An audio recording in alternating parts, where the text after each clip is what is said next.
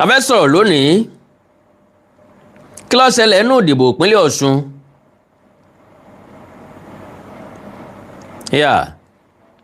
Kí ló ṣẹlẹ̀ gangan?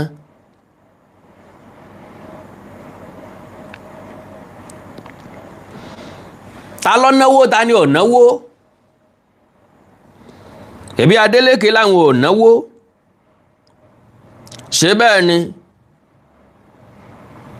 Wọ́n ní APC ná 60 billion naira. Ṣé lóòótọ́ ni? Àwa ń bọ̀ láti wá ṣàlàyé bí ṣe kú, bọ́bẹ́ ṣe bẹ́. Ẹ̀wọ̀n pé àkàndọ̀rà ogungo ní figbá kan bọ̀ kan nú lágbára Ọlọ́run. You know me as Mr. Straightforward. So bóyá ṣẹlẹ̀ ńláwó sì sọ. All right. Mbọ̀ o. Ẹ bá ń pín program yẹn dákun. Ẹ̀yin ìyá àti bàbá ẹ̀yin ẹ̀gbọ́n mi ẹ bá ń pín. Lórí YouTube, lórí Facebook ẹ bá mi share ẹ jọ̀ọ́. Ẹ dákun ẹ ṣàánú ọmọ yín. Torí wípé akọrin ìlélégbè bí ẹni tí ń jó àsán kan ìlú ni.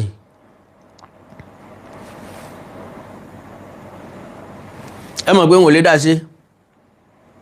Bí ó bá sí ẹ̀yin tí ò sí àwọn èèyàn kan, mo ní láǹfààní àti dá sí. Bàbá olówó Dèjì Adeleke sọ̀rọ̀. N ó play fídíò wọn tí wọ́n fi sọ̀rọ̀. Rufai Oseni ti Arise TV ó náà sọ̀rọ̀. Èmi náà wá sọ experience mi. Torí pé tá bá ń ta ẹjẹ́ àtọ̀, bàbá ń ta tààtọ̀ yóò dẹran àpadànù. Bẹ́ẹ̀ ni kọ́mọ̀ dẹran àpadànù. Ńlá ṣe nílò láti sọ kíni tó dé lẹ́yìn ìdìbò. Naturally gbogbo ẹni tó dìbò ló gbowó, tàbí kí n sọ pé lájá percentage àwọn tó dìbò ló gbowó. Gbogbo ẹni tí wọ́n dìbò fún ló sanwó. Owó pọ̀ ju owó lọ ni. Ntí tí APC tó fi hàn ó ní wípé àwọn nígbàgbọ́ pé àwọn làwọn níjọba, àwọn làwọn ní federal government, àwọn làwọn sì lọ́lọ́pàá àtàwọn security agents. Ilé yìí ló jẹ́ kí tí wọ́n hàn. Lóòótọ́ ni wọ́n náwó.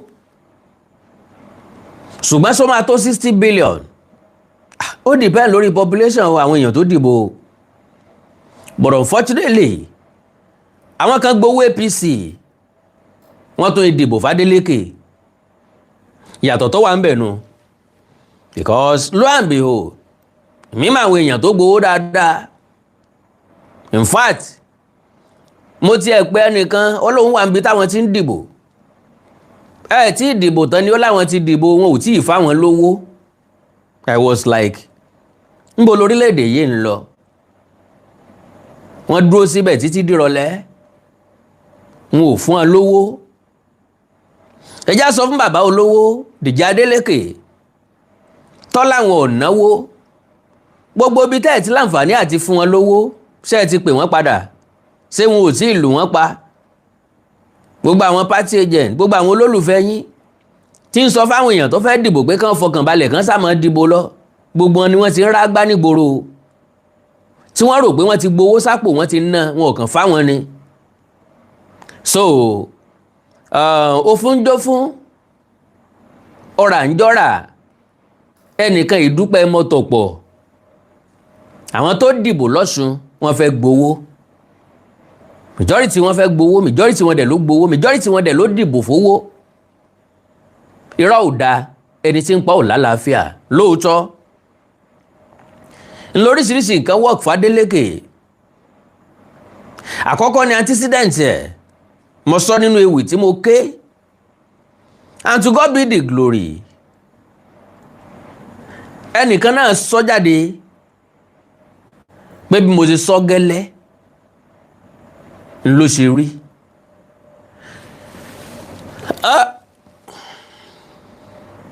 ń bọ̀ o.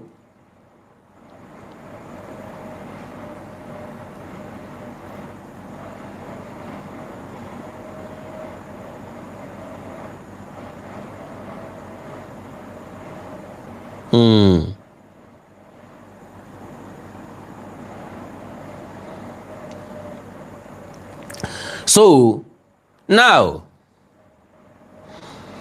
sympathy work fún Demola Adeleke, orí work fún Ọlọ́run ọba fúnra lára rẹ̀ wá ṣàtìlẹ́yìn fún, torí pé tí wọ́n bá Demola pò àwákọ̀ ọ̀kan la mọ̀ pé 50-50 ní Bọ́lá Oyèbánjí náà kò kí ń si ẹja kékeré ní odò, níwọ̀nba àgbà tó jáde yẹn ó sáré create popularity ẹ̀. Ó ní bákin former governor ìpínlẹ̀ Ọ̀ṣun Gbóyèga Oyètọ́lá, ó ní bákin Aṣíwájú Bọ́lá Ahmed Tinubu. Lo and behold, lóòótọ́ àti lódodo ni Tinubu fẹ́ kí wọ́n win ní Ọ̀ṣun. Kò dẹ̀ sẹ́ni tí ó ṣe tí ò ní sọ bẹ́ẹ̀, tí ò ní ro bẹ́ẹ̀, tí ò ní calculate ẹ̀ bẹ́ẹ̀. Gẹ́gẹ́ bí sitting president, gẹ́gẹ́ bí ọmọ ìpínlẹ̀ Ọ̀ṣun fúnra lára ẹ̀, ó máa fẹ́ kí ìpínlẹ̀ Ọ̀ṣun kó bọ́ sọ́wọ́ APC. Ṣé ẹ rí dáadáa ni? Majority àwọn governor ni wọ́n ti darapọ̀ mẹ́gbẹ́ òṣèlú APC. Like 30 of them ni wọ́n ti darapọ̀ mọ́ APC.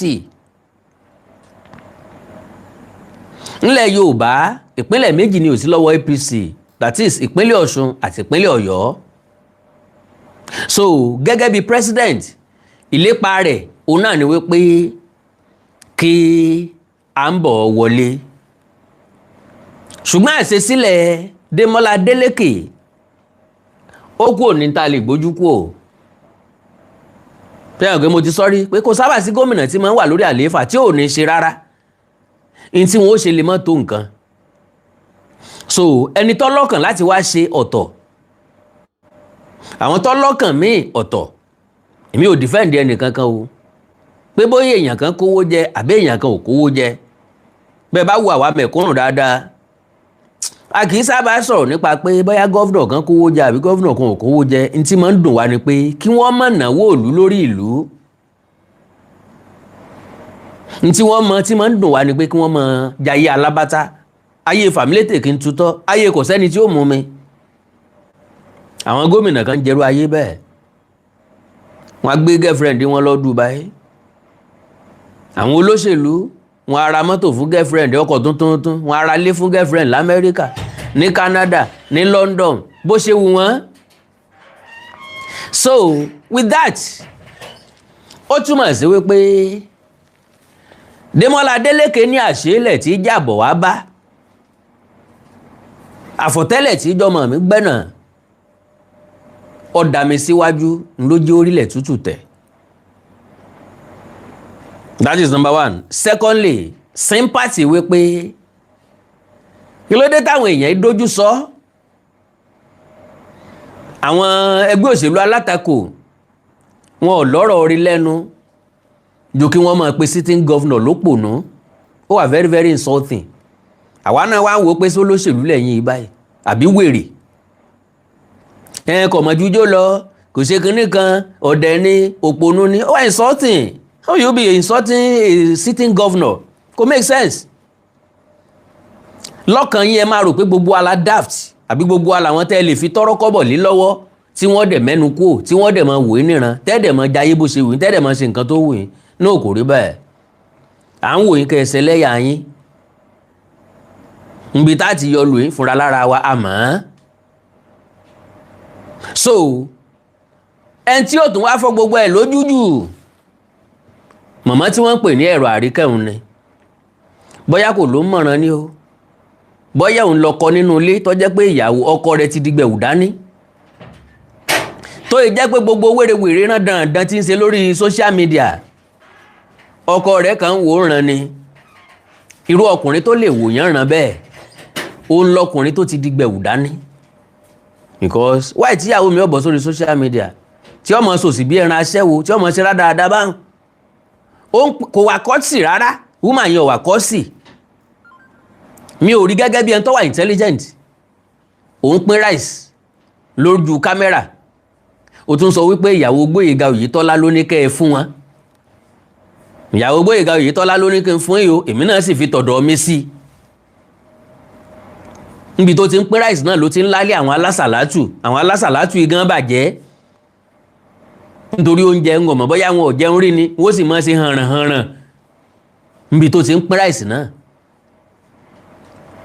ṣùgbọ́n àwọn alásàlátù ọ̀nà àmọ́ tó work against wọn possibly bọ́n bá bínú kúò ó lè rí wọn gẹ́gẹ́ ẹni tó bá bínú kúò lọ́dọ̀ ẹ̀ ó lè rí wọn gẹ́gẹ́ bí ọ̀tá mi ò blame àwọn ìyá oníyàá ìyá yẹn ti dàgbà mi ò blame wọn ó lè rí wọn gẹ́gẹ́ bí ọ̀tá kó mú wọn lọ́ta ó ń sì lẹ́nu nínú ìlú wọn rágbìjì ń bẹ̀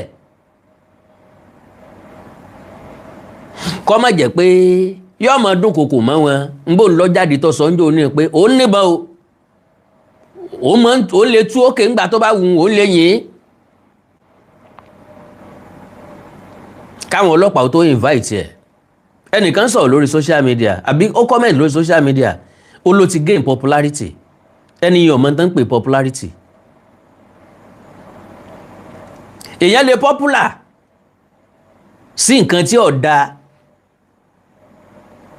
ó sì ti tara ẹ̀ fáyé nu everybody dẹ̀ ti mọ irú èèyàn tó jẹ́ àwọn èèyàn wá ń kọrin pé àwọn ò ní èdè ẹ̀rọ Àríkẹ́ ẹ̀rọ Adélékè dáa mo wá wò kẹ́nìkan ó sì gbé ẹ̀rọ jáde nísìnyí kó sì mọ pé lẹ́rọ Adélékè lòun ọba tún jẹ lọ so woman yẹn ń yanu pọ̀ngàlà bí ajá gbẹran lẹ́bu ó ń sọ̀rọ̀ ṣàkà ó ń sọ̀rọ̀ anyhow bí ṣe ń bú Démọ́lá ní ń bú Yèyé Dúpẹ́ ní ń bú gbogbo wọn kí ló dé kí la bá lọ kí la bá bọ̀ nígbà tẹ́ ẹ fẹ́ dìbò níbi tí ó ti bọ̀rọ̀ jẹ́ ó ní ọpẹ́lọpẹ́ Ọlọ́run ọpẹ́lọpẹ́ òun Démọ́lá Adélékè ṣe wọlé àkọ́kọ́ wọ́n á sọ pé àṣà ò náà o pọ́ bá jọmọ̀ Rágbìjí tán fẹ́ dìbò ṣé ó dẹ̀ dìbò ìgẹ́sì Oyètọ́lá ó dẹ̀ dìbò fún Démọ́lá Adélékè ṣé wọ́n ló wá kó gbogbo ìpínlẹ̀ Ọ̀ṣun dìbò ni àbí gbogbo Rágbìjí ló kó dìbò I don't know ṣé gbogbo Rágbìjí ni ó wá dìbò fún nítorí tiẹ̀ ni ó dìbò fún Démọ́lá nítorí tiẹ̀ ká tó wá sọ pé gbogbo ìpínlẹ̀ Ọ̀ṣun nígbà tó bá ń sọ wípé ọpẹ́lọpẹ́ Ọlọ́run ọpẹ́lọpẹ́ tiẹ̀ Démọ́lá Adélékè fi wọlé àkọ́kọ́ wọ́n wá ní kí lọ fẹ́ ọ wá lọ́ọ̀ fẹ́ nǹkan kan o kí wọ́n fi ọkọ rẹ̀ sí alága ìjọba àbílẹ̀ bọ́ bá jèmi nìwọ ni bí wọn ò ṣe fi ọkọ mi sí alága ìjọba àbílẹ̀ ọ̀hún wọ́n gba kádàrá wọ́n mọ̀ ṣiṣẹ́ ẹgbẹ́ lọ why àwọn tó jẹ́ alága ìjọba àbílẹ̀ ọ̀hún ṣé wọ́n jẹ́ wọ́n rí local government ọ̀hún dé ṣé wọ́n jẹ́ wọ́n rí local government dé láti February last year tán ti lé wọn kú mẹ́ APC ní lọ local government wọ́n láwọn gba judgement lóòótọ́ ni ọ̀sẹ̀ tó release allocation fún wọn ṣùgbọ́n àwọn ni wọ́n ń lọ bẹ́ẹ̀ àwọn nọ́gẹ̀ nǹkan àwọn eléyìn ọ̀rá ààyè láti wọnú local government wá dàbí tẹ́ òkú ó dákẹ́ mínímíní ni so now ńgbà tọ́rọ̀ tí wá rí báyìí wọ́n bá lè yẹn máa ń jà mo trust ẹbí Adélékè bó ṣe jáde lórí social media lákọ̀ọ́kọ́ pé wọ́n sì tiẹ̀ o wọn ò fọkọ ẹ̀rẹ́ ní ṣe chairman o ẹbí Adélékè will always invite you ṣùgbọ́n òfin wọn lávenue o ti sáré against wọn olóòtí kò lẹ́yìn wọn nígbà tí wọ́n kò lẹ́yìn wọn tọ́lọ́run ò kò lẹ́yìn wọn ńkọ́ àbí individual ni wọ́n o kúrò lẹ́yìn wọn Ọlọ́run sọ pé tó ìwọ ló kúrò òun gángan ò kúrò because n tó gbé ẹbí Adélékè ni Ọlọ́run Olódùmarè fúnra lára ẹ̀ ọ̀rọ̀ Démọ́lá dàbí ọ̀rọ̀ Bọ́lá Ahmed Tinubu Tinubu kan strong jò ń lọ ni. Demola strong. Woman tí wọ́n ń pè ní Yèyé Dúpẹ́ òun, ọkùnrin ló yẹ kó jẹ́ kìí ṣobìnrin. That woman is very very strong. Ìmọ̀ impact bí ọkùnrin ni. Ọlọ́run ló fi Yèyé Dúpẹ́ òun ló fi jíǹkì Demola Adeleke àti ẹbí Adeleke. Màmá ń wà nínú tó jẹ́ kí Demola Adeleke ó ṣe dáadáa lọ́dún 4 àkọ́kọ́.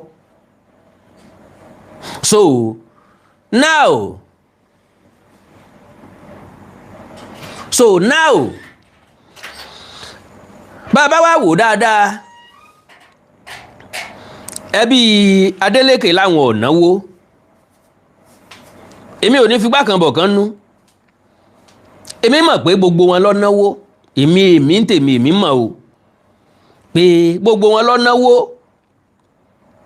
So kódẹ́ẹ̀dì ni àwọn Adeleke náà tiwọn. Àwọn APC lọ́nà tí wọ́n sí gbangba, lọ́nà tí wọ́n gbangba. Now àwa ń gbọ́ pé 60 billion ní APC ná. Èmi ọmọ o, Dèjì Adeleke ló sọ, n ó play voice ẹ̀, fídíò ni n ó play ẹ̀.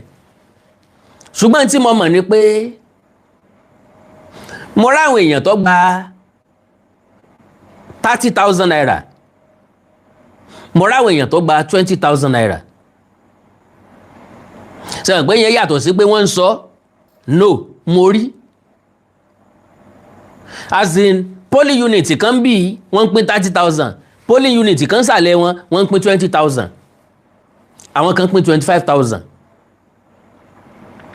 Àwọn owó pínpín yẹn máa ń determine iye èèyàn tí ń bẹ ní polling unit yẹn. Are you getting me? That is number one. Owó yẹn tó máa ń determine ẹ̀ tán kówó fún. Sẹ́rẹ́ lòmíì tán kówó fún pé kó lọ pínwó, olórí burúkú àtolè lọ́pọ̀ jù nínú wọn. Wọ́n kọ́kọ́ régè orí owó ń lọ. Yàn pé àwọn tó gbówó lẹ̀, àwọn yẹn ló ní. Gbogbo nǹkan ló work fún. It is good work of Adeleke that make him one. Gbogbo nǹkan ló work fún. Kì í ṣe good work nìkan. Tó bá jẹ́ good work nìkan ni APC ọ̀rọ̀ bí ṣe dànù. Sympathy work fún. Ọlọ́run ló ní kí wọ́n wá pẹ̀lú approach tán gbà wá. Approach tán gbà wá yẹn, hatred word nǹkan ló máwọn èèyàn stand behind Demola Adeleke. And above all, God Almighty work for him. And they also spend money. Èmi ò fi síbi kankan, mi sọ lóṣèlú. And I said it, and I can say it anywhere, that I don't love Demola Adeleke. I don't love Ambo. I don't hate Demola. I don't hate Ambo. Tàbí kí n sọ wípé I love them both. Mi dey expect ẹnìkan kan pé ẹnìkan ni kó win. N tí mo ń sọ ni pé anybody ló lè win láàrin wọn. Ẹni tó bá win ni ó win nínú. Kì í ṣe family mi ni wọ́n. Ó kọ ẹbí wọn dẹ̀ ni wọ́n ń gbé ga. Yes, kì í ṣe surname mi ni wọ́n ń jẹ́. They are not my family. They are not going to pay me. I'm not working for them. So, wọ́n jọ náwó ni o.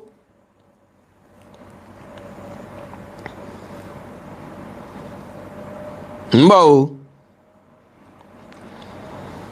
So, now, àpilẹ̀kọ tí mo kọ́kọ́ rí lélẹ́yìí, they spent 60 billion naira on the day of the election. When I heard the kind of money they were spending, I knelt and prayed to God. I said, God Almighty, let people collect their money, but let them still vote for Demola Adeleke. The video's dad opens up about how his prayer helped defeat Oyetola in the 2026 Governor Osun State election. So, ẹjá gbọ́rọ̀ lẹ́nu bàbá Dèjì Adeleke fúnra lára ẹ̀.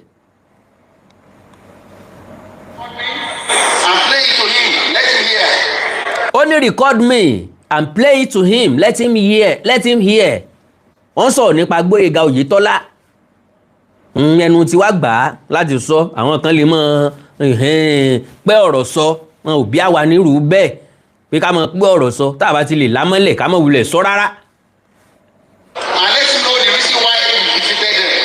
And let him know the reason why we defeated him. Ọlọ́run ní sọ̀rọ̀, Ọlọ́run tọ́lọ́run bá ti dúró tí èèyàn kí gbogbo nǹkan work against èèyàn tọ́lọ́run bá ti work for that person ó ti jẹ ló ti tán. The only reason why we defeated Oyetola. Not because we are bigger or we spend money than him. But the election day,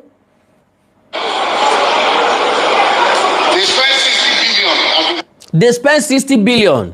Some places they bought votes for as high as 50,000 naira. For some places, they bought votes as high as 50,000 naira. That one is 100% truth. Àwọn èèyàn kan gba 50,000 naira ẹnì kọ̀ọ̀kan. Brother mi kan pè mí lálẹ́ yìí. Wọ́n ní economy yín lọ́sùn ó ti gbọ́dọ̀ boost dáadáa. Because àwọn èèyàn ó ṣe bẹ̀. Tó bá ń gbọ́ dìbò kó o ṣe bẹ̀. Àwọn èèyàn ó ṣe bẹ̀ wọ́n ó bùkèlè. Lo and behold, ẹbí tèmi dìbò, they did not collect 1 naira. Because tán bá gbà ń ó ṣe pé fún wọn. Wọ́n béèrè lọ́wọ́ wọn pé ṣé bí ń pa yín ni. Àwa kìí ṣe níran wa, èmi ò ṣe rí. Mi ò dẹ̀lé ever ṣe ẹnìkan tó lè fún mi lówó kí n dìbò láyé. Wọ́n tàn gbọ́dọ̀ fún mi 10 million naira. Yes, ń ṣe pé fún wọn. Ẹni yẹn gbọ́dọ̀ fún mi 10 million naira tàbí kó fún mi ní half ẹ̀ 5 million naira. Wọ́n ti mọ̀ pé mo ti gba ẹ̀tọ́ tèmi láàrin ọdún 4 un. Ìbá àwú kó ṣe nǹkan, ìbá àwú kó má ṣe nǹkan, wàhálà ilé ayé ti ẹnu, èmi sá ti tẹ́wọ́ gba owó tọ̀dọ̀ tèmi. So, For one single vote. 50,000 naira for one single vote. One single vote lẹ́ ń pè báhùn. On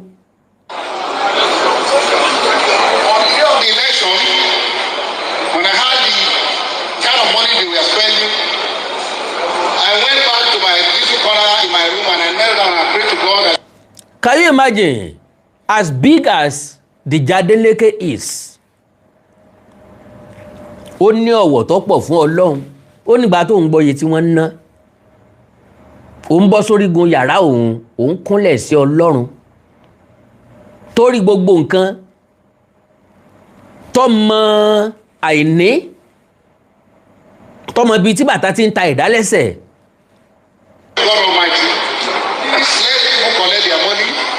Jẹ́ káwọn èèyàn gba owó wọn gẹ́gẹ́ mo kà lẹ́ẹ̀kan. Let people collect their money. Let them still vote for Demola Adeleke. Lo and behold, can I tell you one fact? Ǹjọ́ ọmọ wípé majority àwọn èèyàn jẹ́ kó yé wa wípé it's the city money. Pé ráìsì tí ẹgbẹ́ òṣèlú APC fáwọn làwọn jẹ táwọn fi lókun nú láti lọ dìbò fún Demola Adeleke. Ẹ̀yin ìpínlẹ̀ Ọ̀ṣun ẹ̀dá o.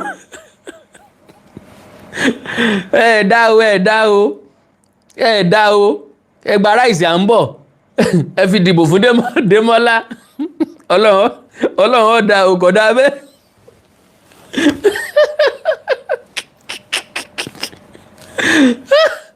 Àwọn èèyàn ìpínlẹ̀ Ọ̀ṣun ẹ tó jọ èmi lójú o.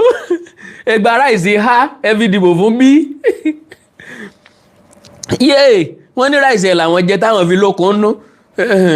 Àwọn kọ́kọ́ ṣe ráìsì ẹ̀jẹ̀ láàárọ̀ káwọn tó lọ dìbò.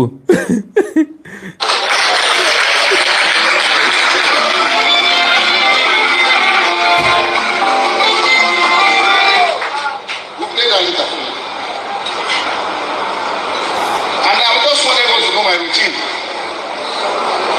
When I need that to play every day, I have some Bible passages and verses that I Bíbélì ni Dèjì Adeleke mú dání. That is in tó nígbàgbọ́ nínú ẹ̀. And I love that. Bible ló mú dání, ó ní routine o, ń làdúrà gbígbà. àdúrà ń gbà kọ̀ọ̀kan nílò kọ ẹsẹ̀ lọ kúnlẹ̀ wájú ẹnìkan kan gbọ́wọ́lé ọ lórí tàbí ká máa gbá àgbà forísòpó olúwa irọ́ kò sí nǹkan tọ́jọ́ mọ́ bọ́kọ̀rọ̀ yàrá ẹ̀. What is not there? Agogo is not here yet o. What do you mean? Kò yé mi. We no move again now. Àgọ́ bí tatijọ́ n tí máa ń bí mi lọ́rọ̀ àwọn olóṣèlú ni pé wọ́n máa expect pé the same place tá a wà náà la gbọ́dọ̀ wà.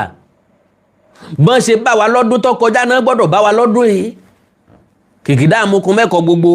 I read and I agree with.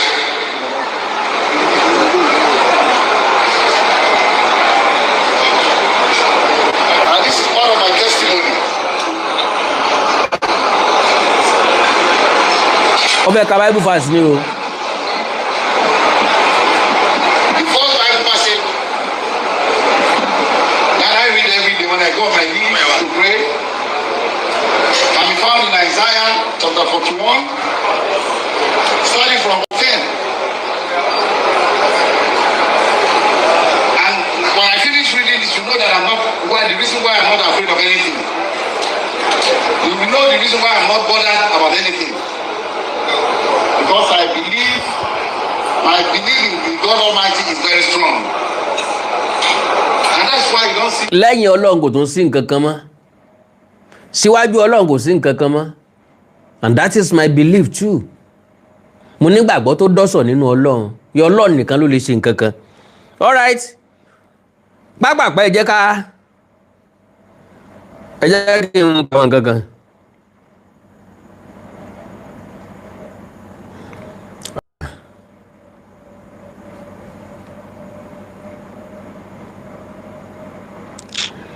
Oh.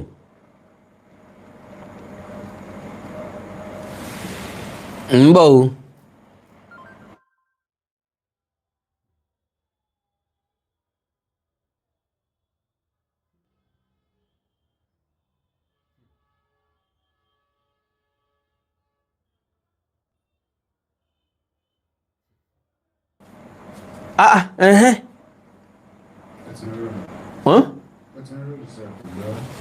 Kí ló tún ṣe network?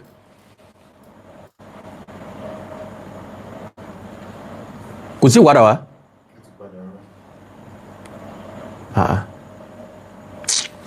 Oh, sorry jàre, kí ló tún ṣe network?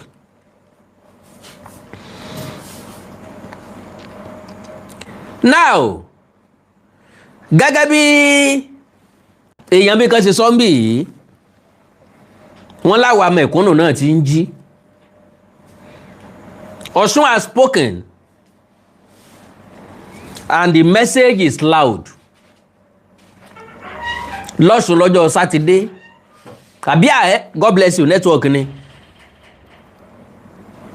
God bless you sir. God bless you ma.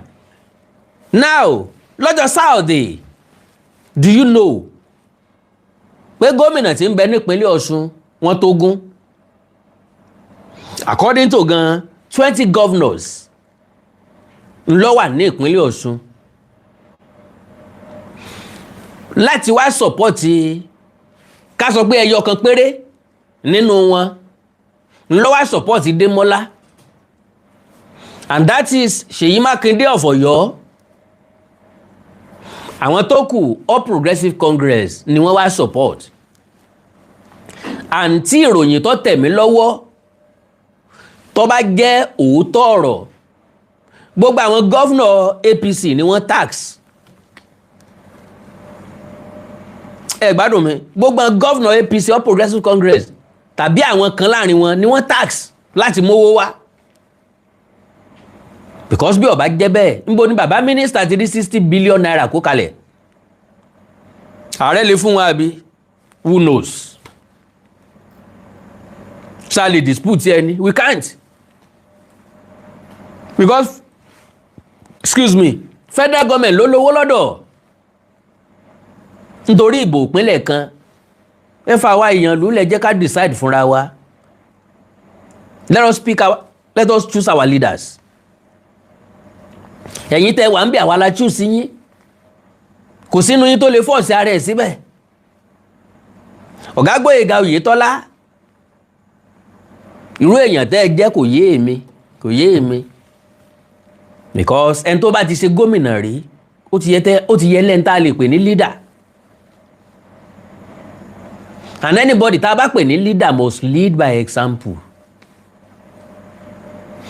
So now 20 governors, Osun has spoken and the message is loud. 20 governors, 16 senators, 10 ministers, and billions of naira reportedly poured into the APC campaign in Osun State. Yet, the people still said, if all that money and political machinery could not deliver, okay, and people still said, no, if all that money and political machinery could not deliver victory, then 2027 is coming to be a serious test.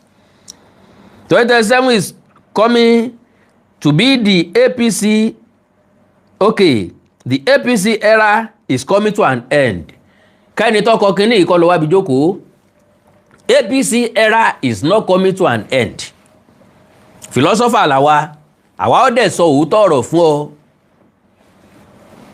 APC kọ́ ni problem, personality ẹni tó bá díje in a issue.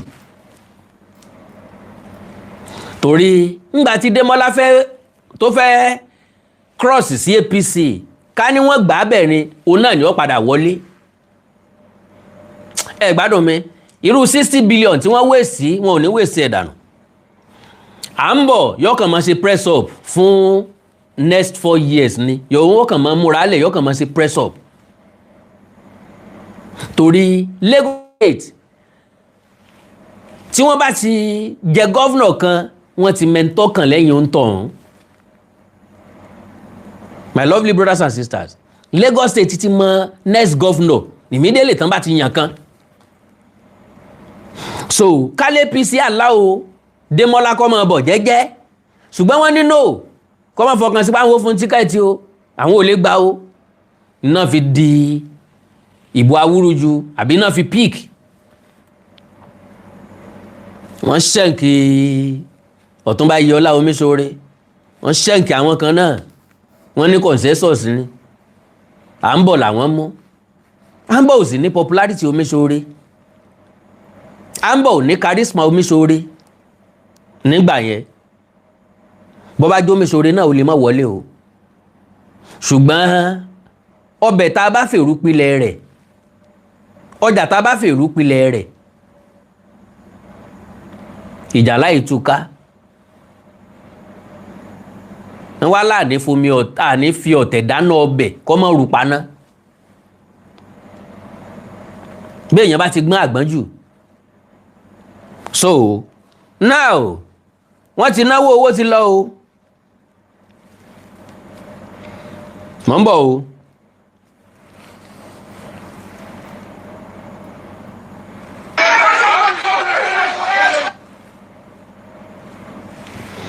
ń bọ̀ wọ ẹ dákun ẹ bá ń hold on báwo, mo fẹ́ mú nǹkan kan wá fún yín ni o.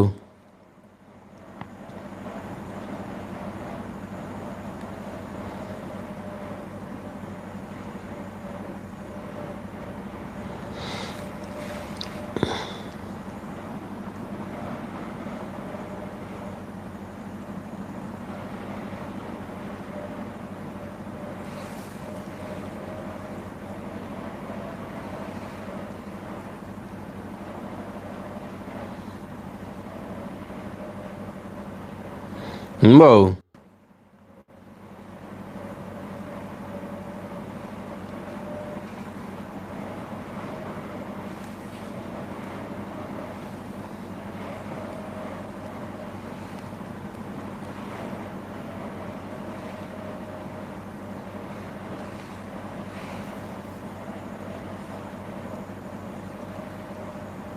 ń bọ̀ o.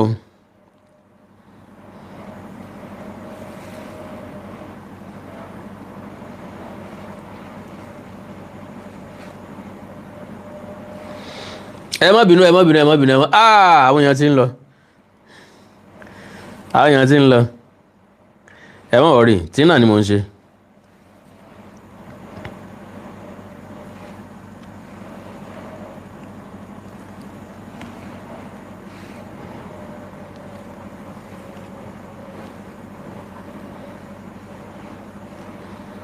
Mbọ̀.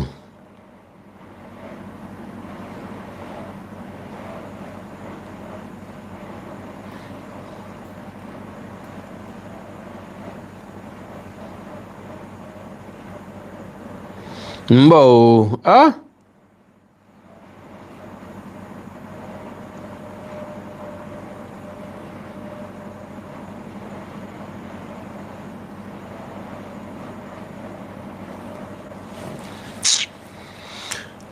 So now,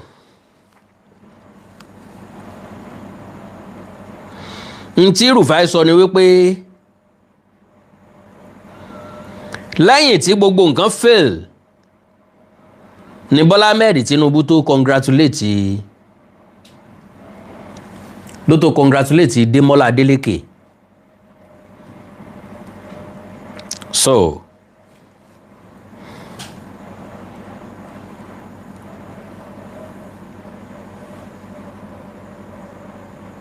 heavily then. okay. Because President Tinubu congratulated. It was after everything failed, President Tinubu congratulated. Now, let's not stop talking as if this Adeleke, his head is strong. Bulldozer Loriel, his head is strong. And the people loved him and they stood with him. But how Nigerians can replicate that over 177,000 polling units, it's going to be hard, though. Osho people can sing Oju Towo, but they still collected the money. God bless you. When we talk, we say facts. Mi ò sínú ẹni tí ó máa ń fi gbá kan bọ̀ kan nú tí máa defend ẹnìkan pé àwọn Adeleke nìkan ni ò náwó, irọ́ ni o. Gbogbo wọn ló náwó. Àwọn èèyàn dẹ̀ gbà á. Àwọn èèyàn dẹ̀ dìbò nítorí owó. How can we correct that? Wọ́n pe ẹnìkan lójú mi ń pé kó mú káàdì ẹ̀ wá wọ́n ti rí orúkọ ẹ̀ níbì kan wọ́n ń pín 15,000 kí election tó dé ni o election kù bí ọjọ́ bíi mélòó kan wọ́n ń pín 15,000 mo wá ní ṣé wọ́n náà lọ gbà á ó lóun ò ṣe ní lọ gbà òun wọ́n gbà ó òun ò ṣe ní gbà. Can you imagine that? Ó wá ní ṣé kò yẹ kó ń gbà ni mo ní kò yẹ kẹ́ gbà. Mo ní ọjọ́ tí àwa mẹ̀kúnnù ìlú ọba ti gbowó lọ́wọ́ olóṣèlú mọ́ mo ní tá lè maintain ẹ̀ fún 10 years 20 years kò ní dùn mọ́ majority inú mo nígbà náà ni a tó ní hope pé Nàìjíríà máa dáa and that is 100% reality. 2027 ní ìsìn wọ́n dé wọ́n pinwó fún wa àsọpá àfẹ́ iṣẹ́ ìlú la fẹ́ kẹ́ ẹ ṣe election tí ó tẹ̀lé wọ́n kówó dé local government ni o house assembly ni o house of rep ni o senate ni o governor ni o president ni o a reject owó wọn ìgbà náà la tó ní hope because everybody tó náwó ó invest ni o yóò rówó ẹ̀ padà o yóò wá owó ẹ̀ padà o ká ní Bọ́lá Oyèbánjí wọlé 60 billion naira wọ́n dá padà o bí wọn ò bá dá padà tán wọ́n dá padà ń bẹ̀ o lóònù ni o torí gọ́vnọ̀ stéètì kìnní kan tẹ̀ ní ó mówó wá sọmọ stéètì yẹn ni Bọ́lá Oyèbánjí ni ṣé stéètì yẹn tán mọ́ pínlẹ̀ Ọ̀ṣun ṣé gọ́vnọ̀ yẹn tán mọ́ pínlẹ̀ Ọ̀ṣun kọ́ tán mọ́.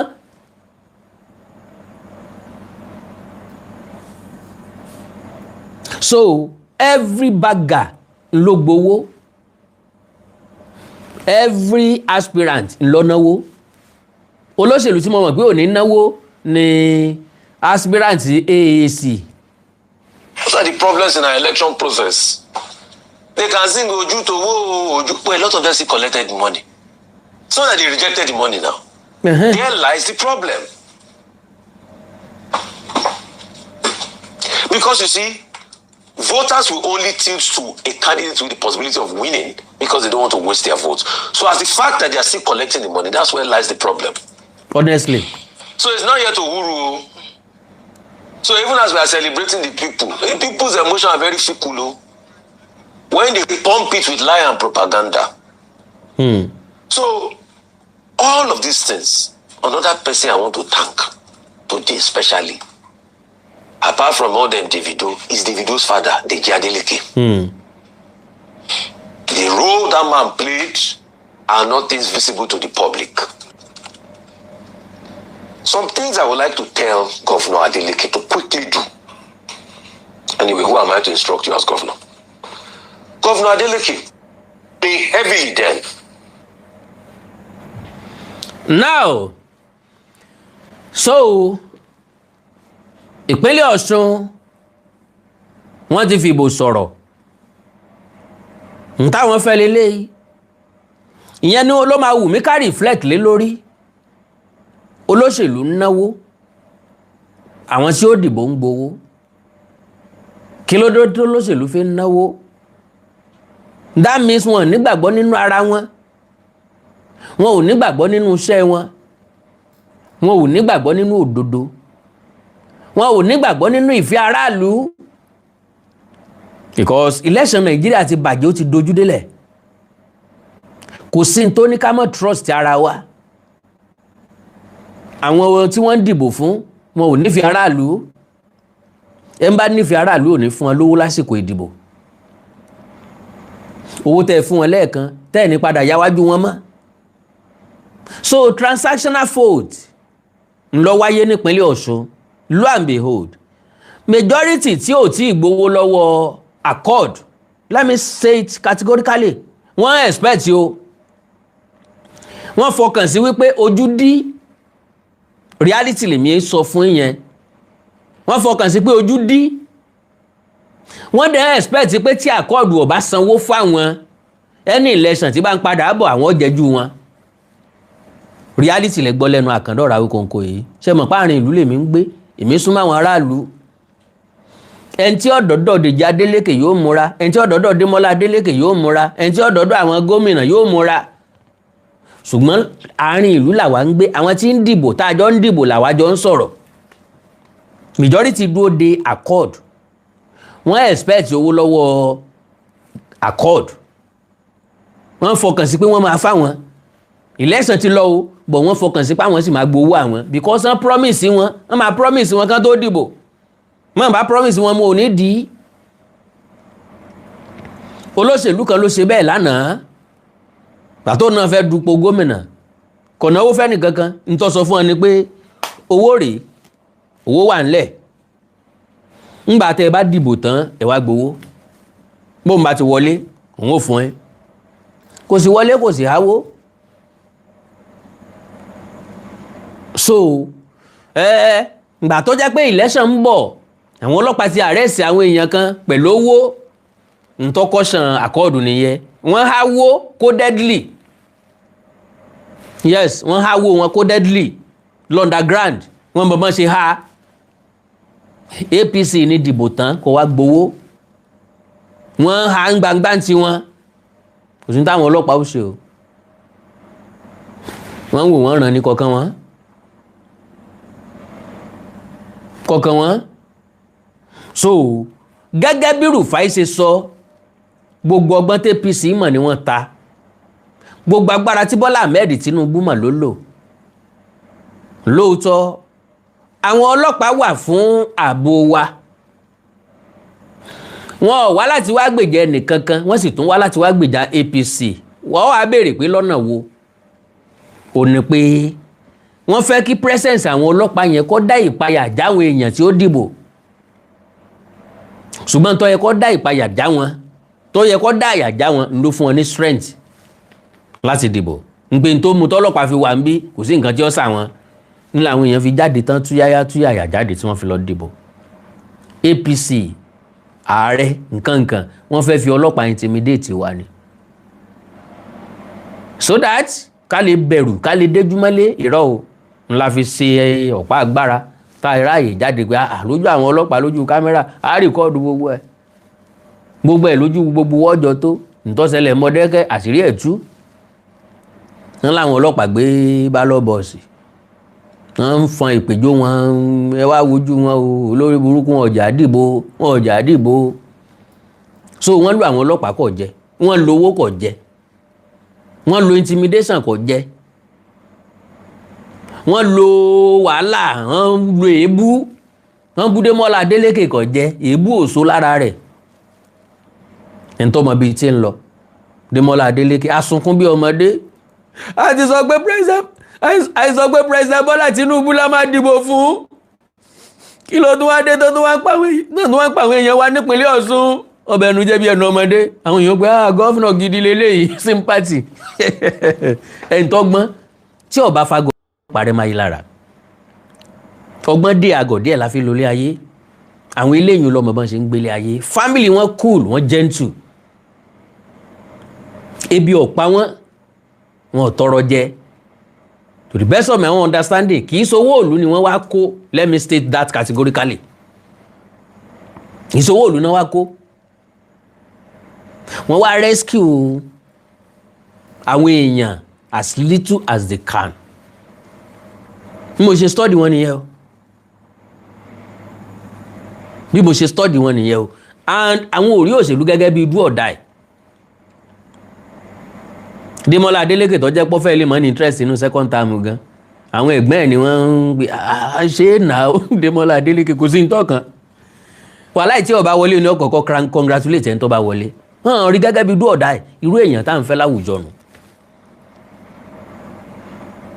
yes irú èèyàn tá à ń wá láwùjọ nù àwọn tí máa ń mú àwùjọ dùn nù ní lọ́kàn Démọ́lá Adeleke bó bá ti fọwọ́ gbá kùn tó rí obìnrin ń jà kí lọ́kàn kọmọ ìjà yí ẹ lọ ntí ọjẹ tí ó fi jáde láyé tọmọ ọmọ ẹ ọjẹ ọ wà ńlẹ̀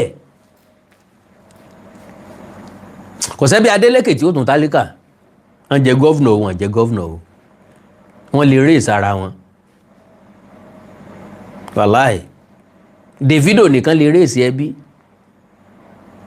so Ọlọ́run ti bùkún wọn àti Dèjì Adeleke àti Ìyédúpẹ́ Adeleke wọ́n wá ní owó ìpínlẹ̀ Ọ̀ṣun kó squander hàn ní owó ìpínlẹ̀ Ọ̀ṣun kó waste n tẹ́mi fi ní interest nínú wọn nìyẹn wọn à ní fowó ìpínlẹ̀ Ọ̀ṣun sí family wọn à ní pín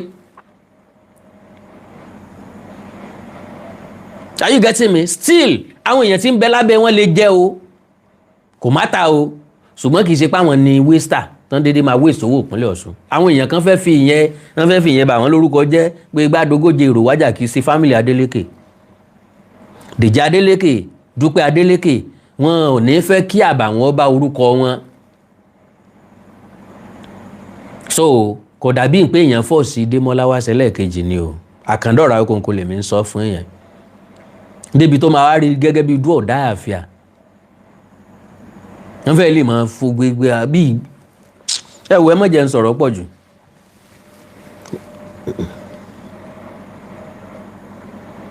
yes of course and I cherish something in their family nínú family Adeleke ẹ̀kọ́ pọ̀ lára wọn o they have genuine love lo àǹbí o kì í ṣe gbogbo ọmọ ìyá ni mo ń rí bẹ́ẹ̀ o ọmọ ìyá Hausa lọ́pọ̀ o àwọn ọmọ ìyá Hausa kan kì í fẹ́ jẹ́ kéèyàn kó jù wọ́n lọ o Démọ́lá ò bínú Dèjì Adeleke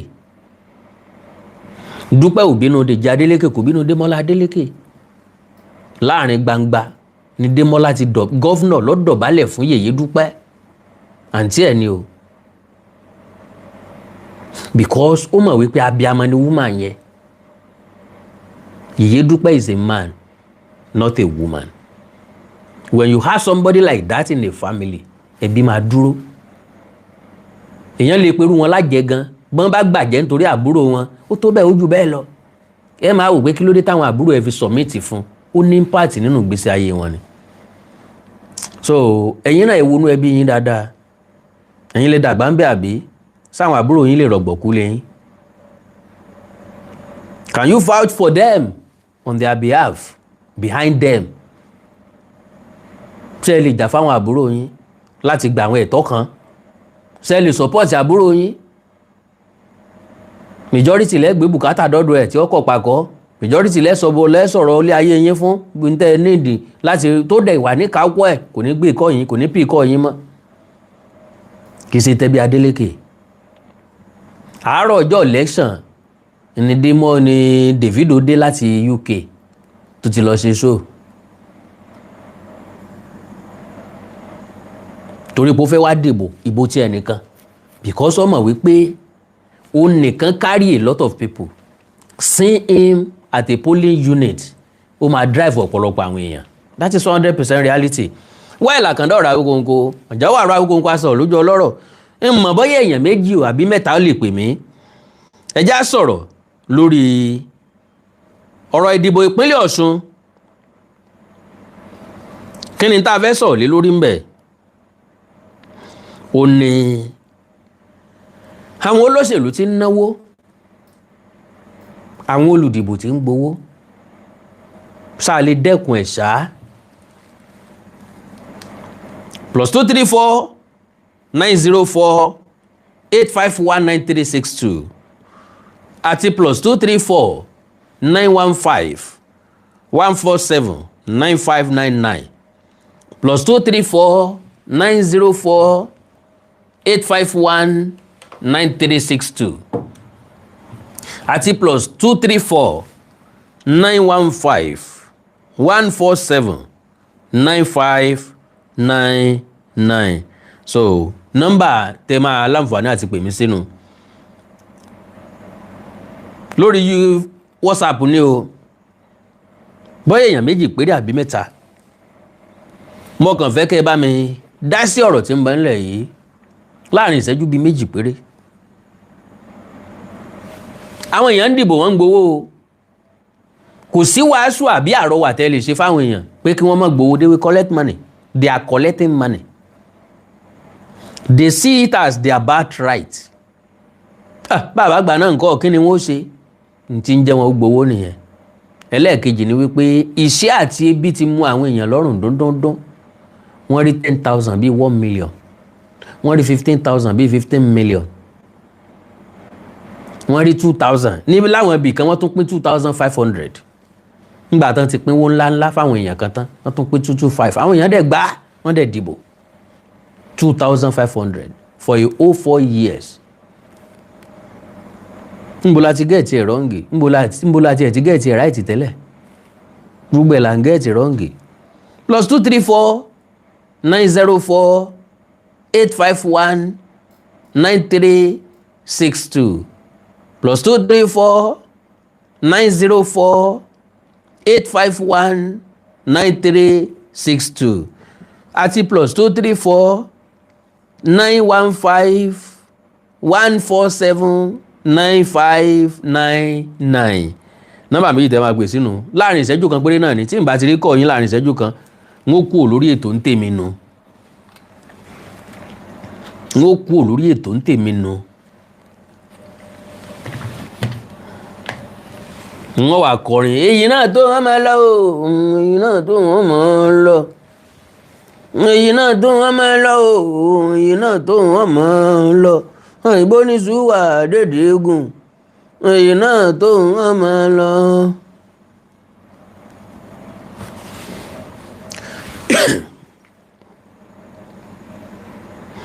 Mo rí breaking kan ni o. Oyèbámijí, I'm not supposed to reach out to him. I won the election and okay, bóyá àwọn èèyàn sọ pé Kídémọ́lá Adeleke ò reach out sí Oyèbámijí. Eré ìkílájà ń bẹ́kùn sí reach out to God, reach in ni. Wọ́n kàn ní àjọ dìbò táìjọ sọmọ pátì kan náà. Tábàjọ di primary la lè pè fún ìrẹ́pọ̀ pé ẹjẹ́ àjọ ṣe APC will never like you. Sunday ẹ̀ like Démọ́lá dé, Sunday ẹ̀ like Démọ́lá rárá ni. Wọ́n like ẹ̀ náà.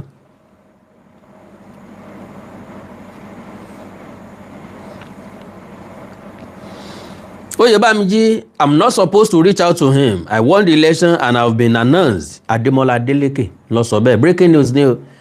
Osun State Governor Ademola Adeleke has said he's not the one expected to reach out to the All Progressive Congress APC governorship candidate, Bola Oyèbánjí, following his victory in the Osun State governorship election. Ngbà tí president ti congratulate ẹ̀ kò sí ní tó mú Oyèbánjí náà láti mọ́ congratulate Demola Adeleke. So sportsmanship nìyẹn, statesmanship nìyẹn. Nta tó máa wá padà wò mẹ́lòmíì náà lára lọ́jọ́ ọ̀lànà pé ó accept defeat. Wo respect am fún Goodluck Jonathan Doni. Adeleke made the statement during an interview on Channel Television on Monday, August 17, while speaking about his victory over Oyebanji and the expected post-election relationship between both camps. Òní 17 lóòótọ́ o, ọ̀la ń bẹ́ẹ̀ dé mi. Ọlọ́run aláàánú ẹ mọ̀ ṣe. N ó tún lé kan sí lọ́la lágbára Ọlọ́run. Ògo ni forúkọ yín sáàtì o. Ẹ̀yà ọmọ rí ọjọ́ òun, ọ̀n dàgbàrẹ́ o, Fádèyí olóró àfisùkẹ̀. Ìsùkẹ̀. Àwí kó ń kó ọjọ́ òun ọmọ ń dàgbàrẹ́ o. Oríjọ́ ò pẹ́ láyé. Mo sì bá wọn tálàgbà kó sì ní òun tálàgbà òun ní. Kí n sì ní òun tálàgbà òun ní òwò. I'm not the one that's supposed to reach out to him now because I'm the one that won the election and I've been announced. The governor said his position was based on the fact that he had already been declared the winner of the election. Oyebanji, the APC candidate, contested against Adeleke in the election but lost to the incumbent governor. Adeleke's comment came while he reflected on the outcome of the election as an interaction with political opponents after the poll. According to the governor, his victory and formal declaration as the winner meant that the responsibility for initiating contact should not be placed on him. He said the election had already produced a winner and that he had been officially announced as the successful candidate. Governor had earlier spoken about his post-election conversation with President Bola Tinubu, revealing that the president called to congratulate him after the election. Adeleke said Tinubu told him that democracy had played out, after which they joked about the election. Musimodemola Adeleke ó lè pé bá mi anáwó bàtà náà la padà wọlé o.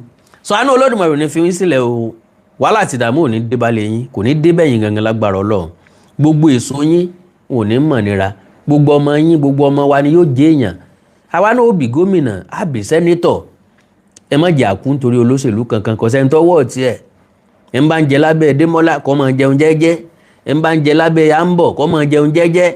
Kẹ́nìkan ọmọ fẹ̀mí ara ẹ̀ tàfàlà. Ẹ ń kún tiẹ̀ gbé o, ẹ ń kún tiẹ̀ tán o. Ẹ ń bá sì kú ní jẹ̀bi o. Ìyọ́ jẹ ìwọ pa mí, ìyọ́ jẹ ọkùnrin kankan. Sọ wà ń bẹ̀ padà ńgbà tó o bá ti kú tán. Ṣé ìwọ ló wà dájọ́? Ìwọ ló sọ fádájọ́ pé kán dájọ́ okú fún yàn. Gbogbo àwọn tán dájọ́ okú fún mélòó náà ti pa lójú ẹ̀. Kí kálukú wa wà kíáfù. Àánú Ọlọ́run ní fi wá sílẹ̀ o. Ẹ jẹ́ káwa náà ká wà kíáfù o.